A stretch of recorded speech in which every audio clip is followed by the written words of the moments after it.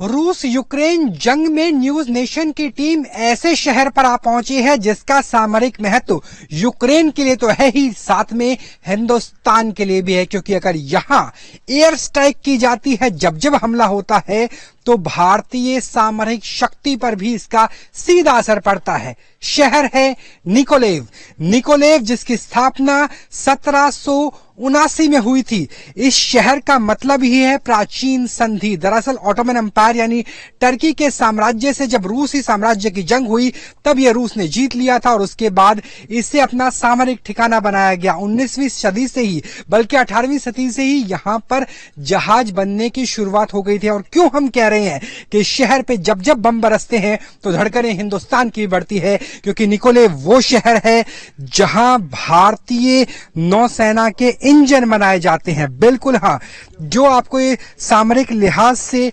महत्वपूर्ण ठिकाने नजर आ रहे हैं, यहां पर शोध किया जाता है। यहाँ पे तेल के बड़े बड़े टैंकर है और यहीं पर ही शिपयार्ड भी है और शिपयार्ड की यहां से दूरी महज चंद कदमों की दूरी पर है, लेकिन क्योंकि वहां पर anti ballistic anti cruise missile system लगाए गए हैं, लिहाजा हम आपको वो जगह नहीं दिखा पाएंगे। मैं चाहूंगा कि मेरे सहयोगी थोड़े आगे आए और हम लगातार क्रमबद्ध तरीके से बताएंगे कि क्यों ये महत्वपूर्ण है, क्यों निकोलेव शहर हिंदुस्तान के लिए महत्वपूर्ण हो जाता है और क्यों जिस तरीके के आपको डिस्ट्रक्शन नजर आएगा, एयर स्ट्राइक नजर आएगी, जब एयर स्ट्राइक होती है तो दिल की धड़कनें भारतीय नौसेना की बढ़ जाती है। दरअसल सितंबर 2016 इस दिन एक करार हुआ था। ये करार था यूक्रेन की सरकार और भारतीय नौसेना के बीच, इंडियन नेवी के बीच, जिसमें कहा गया कि टाइप 1135-6 इस टाइप की जो फ्रिगेड बनेगी, उस फ्रिगेड का जो डिजाइन है वो तो रशिया से आएगा, लेकिन उसके अंदर जो डीजल प्रोपेलर इंजन लगेगा वो इंजन यूक्रेन का होगा और उस इंजन को निर्माण करने वाली जो फैक्ट्री है वो भी हम आपको इसकी एक झलक दिखाने की कोशिश करेंगे, वो निकोलेव शहर में है। और जिस तरीके से हमला किया गया, एयर स्ट्राइक की गई, और ये एयर स्ट्राइक उसी दिन हुई है जिस दिन रूस विक्ट्री डे यानी विजय दिवस मना रहा था, तो उसका असर जिस तरह से हम लगातार बता रहे थे कि डेनीप्रो के पूर्व के तमाम शहरों पर है।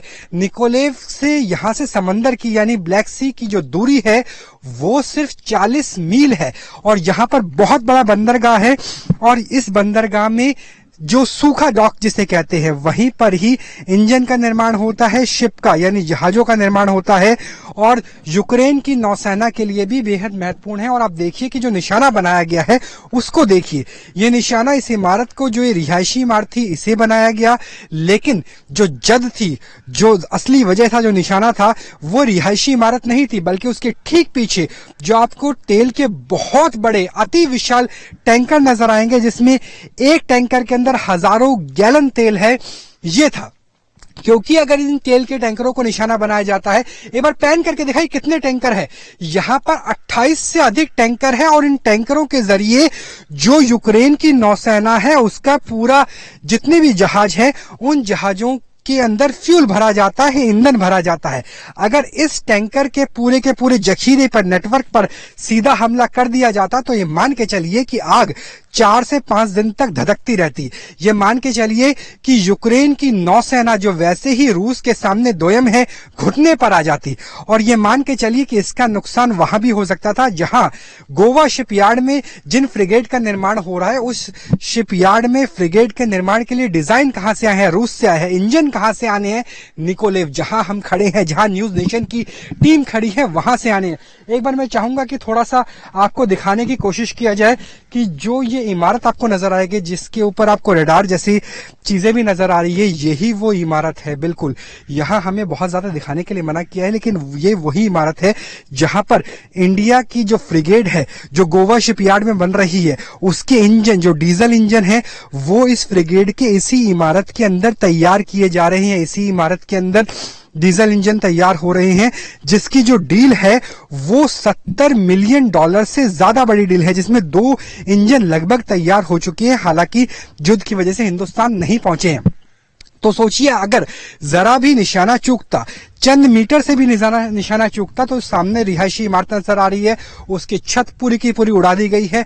इसके उस पार बहुत बड़ा बेड़ा है नौसेना का, उसके अलावा बंदरगाह है, और बंदरगाह को निशाना बनाया जाता, उस इमारत को निशाना बनाया जाता तो भारत के फ्रिगेड के इंजन जो टाइप 1135-6 है, उस फ्रिगेड के इंजन भी पूरी तरह से खराब हो जाते, नुकसान पहुंच जाता, और ये नुकसान भारतीय नौसेना का भी होता, क्योंकि लगातार हम आपको बता रहे हैं कि जहाज का बन रहा है, जहाज बन रहा है गोवा शिपयार्ड में। डिजाइन कहां से है? रशिया से है, लेकिन इंजन कहां से है? वो निकोलेव जिस शहर में हम मौजूद है, यहां से उसके इंजन आ रहे हैं। तो देखिए किस तरीके की तबाही हुई है। ये क्रूज मिसाइल के जरिए किया गया हमला है। बैलिस्टिक का इस्तेमाल इसलिए नहीं किया ताकि रडार को चकमा दिया जा सके। क्रूज मिसाइल का अर्थ होता है जब जमीन की सतह से चंद मीटर की ऊंचाई पर क्रूज करते हुए जैसे एक ड्रोन उड़ता है, उस तरीके से हमला किया जाए। और क्रूज मिसाइल का हमला देखिए कि जो पूरा का पूरा मकान है ये धराशायी हो गया है। यहाँ पे आप बाथ टब को देख सकते हैं, तमाम जो घर का सामान होता है उसे आप देख सकते हैं। हालांकि ये घर पहले ही खाली करा लिया गया था, क्योंकि जिस तरीके से कर्फ्यू लगाया गया और ये कहा गया कि विक्ट्री डे पर बड़ा हमला हो सकता है, वही हमला यहाँ पर किया गया है। यानी चंद घंटे पहले ही यहाँ पर एक बड़ा एयर स्ट्राइक की गई है, जिसके बाद क्योंकि जगह खाली थी इसलिए जान का नुकसान तो नहीं हुआ, लेकिन माल का नुकसान होते होते बच गया। दोबारा एक बार विकास तस्वीर दिखाने की कोशिश कीजिए कि इसके पीछे जो टैंकर्स हैं वो कितने बड़े, कितने विशाल है। थोड़ी आगे आइए, आगे आके न्यूज नेशन के दर्शक देख पाएंगे कि इसमें हजारों गैलन तेल, यानी आप मान के चलिए कि किसी बड़े शहर को सप्लाई के लिए जितना तेल चाहिए होगा उतना तेल, हिंदुस्तान के बड़े शहरों की बात कर रहा हूं जिनकी आबादी कई लाख में और कभी कभी करोड़ों में भी होती है, उतना तेल इसके अंदर मौजूद था। अगर ये निशाना सही बैठ जाता तो सोचिए कि कितना ज्यादा नुकसान हो सकता था। कि 28 यहाँ पर बहुत बड़े टैंकर्स हैं और एक टैंकर की जो ऊंचाई है वो 11 से 12 मंजिल की है। 12 मंजिल ऊंचे ये टैंकर हैं। एक टैंकर की ऊंचाई में बता रहा हूं, ऐसे 28 टैंकर है जो लगातार सिलसिलेवार तरीके से है। अगर इस पे नुकसान होता तो एक हफ्ते तक शायद आग नहीं बुझ सकती थी और यूक्रेन की नौसेना घुटनों पर आ सकती थी। और आप ये सोचिए कि स्थिति किस तरीके की हो जाती यूक्रेन के लिहाज से। और अगर जो दूसरा मिसाइल है वो टच डाउन करता तो भारतीय नौसेना के लिए भी बड़ा नुकसान हो सकता था, क्योंकि इससे पहले भी 3 अप्रैल को इसी निकोलेव में एयर स्ट्राइक की गई थी, एयर अटैक किया गया था, एयर रेड की गई थी। उस वक्त भी ये बिल्डिंग बच गई थी। और ये बिल्डिंग एक बार दोबारा दिखा दीजिए, थोड़ा इधर आइए और यहां से दिखाने की कोशिश कीजिए इस इमारत को। ये इमारत इसलिए महत्वपूर्ण है क्योंकि इंडियन नेवी के 2 बड़े फ्रिगेड के इंजन इसी में ही डीजल इंजन बनाए जा रहे हैं। और इस इमारत को नुकसान होता तो निश्चित तौर से भारत के भी सामरिक महत्व को नुकसान होता। यानी यहां पर इस शहर में जो हमला होगा वो हिंदुस्तान के लिए भी उतना ही खतरनाक है जितना खतरनाक यूक्रेन के लिए है, क्योंकि हमारे सामरिक रिश्ते रूस के साथ तो है ही, लेकिन पूर्व सोवियत संघ के जो हिस्से थे जिसमें से एक यूक्रेन भी था उसके साथ है, क्योंकि सोवियत संघ के जमाने से ही यहां पर बड़े फ्रिगेड, डिस्ट्रॉयर, मिसाइल स्ट्राइक का निर्माण यहां पर किया जाता है। जिस तरह से हमने डैनीप्रो बताया था, डैनीप्रो में मीर अंतरिक्ष यान बना था।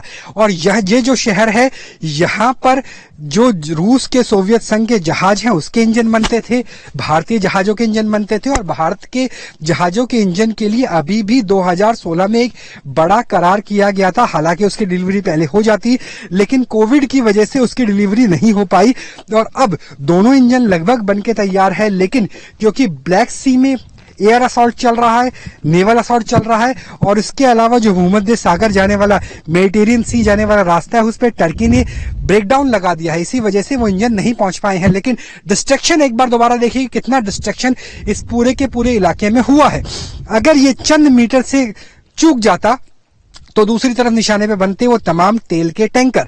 अगर जो दूसरा डिस्ट्रक्शन है वो एक बार दोबारा दिखाइए, जो दूसरा डिस्ट्रक्शन है वो एक बार दिखाइए कि अगर ये जो छत के परकच्चे उड़े हुए आप देख रहे हैं ये कुछ मीटर उधर होता तो वो बिल्डिंग बनती जिस बिल्डिंग के अंदर भारत की नेवी के फ्रिगेड के गोवा शिपयार्ड में बन रहे फ्रिगेड के डीजल इंजन का निर्माण किया जा रहा है। तो निश्चित तौर से देखिए कि निकोलेव कितना महत्वपूर्ण हो जाता है ये ना सिर्फ यूक्रेन के लिहाज से, क्योंकि यूक्रेन का सामरिक ठिकाना है, यूक्रेन की नौसेना का बड़ा ठिकाना है। यहां से 40 मील की दूरी पर समंदर है, यहां से चंद किलोमीटर की दूरी पर जो बाकी अहम शहर है वो है, क्योंकि यहां से अगर ओडेसा की बात करें तो वो भी उतनी दूरी पर है, मारियोपोल की बात करें तो वो भी उतनी दूरी पर है। और यहां पर हमला होने का असर यूक्रेन पर तो था ही, हिंदुस्तान पे भी था। लिहाजा इस डिस्ट्रैक्शन को दिखाने के पीछे का मकसद ये है कि सामरिक लिहाज से निकोलेव महत्वपूर्ण है, यूक्रेन की नेवी के लिए और इंडियन नेवी के लिए भी। जर्नलिस्ट विकास झा के साथ Rahul Dabas, news nation, Nikolaev, Ukraine.